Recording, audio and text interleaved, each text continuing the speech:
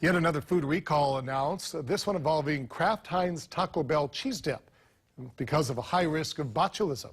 Over 7,000 cases of the dip are affected, and the products are now being pulled from store shelves. Earlier this week, Pepperidge Farms voluntarily recalled Goldfish crackers, and Ritz did the same thing with its popular snacks because ingredients in some of the products may have been contaminated with salmonella.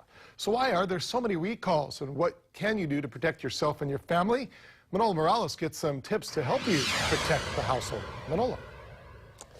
Well, Dash, experts tell me it's worthwhile to take that extra step and find out more about where your food is coming from and if there's any problems that supplier has had in the past.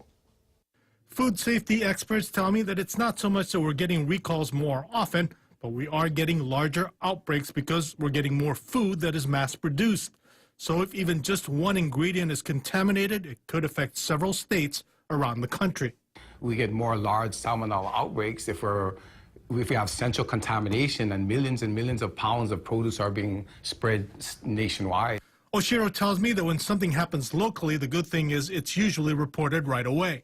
We have a very tight community here, and all the doctors, physicians, hospitals, and our disease outbreak control people are very close. So they talk to each other a lot, so they report things very often. Still, many of the foods we eat are produced outside of the state.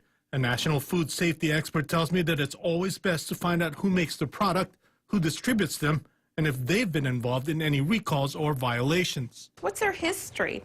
A lot of the challenges that are public will be right on the internet. Recalls are public. Any type of state variations or violations are public. And get to know those suppliers. Young says those are red flags, and you can't assume that even though there's been a recall, that the company has corrected the problem. She adds that we should look for any problems with the packaging. Is it damaged? Is it the package open? Is it leaking? Those are the kind of things that tell me there's some quality issues that could lead to a food safety hazard. It could make me sick. Now, Young also points out that keeping food properly refrigerated, very important. Your fridge should be 41 degrees or colder. Dash, over to you.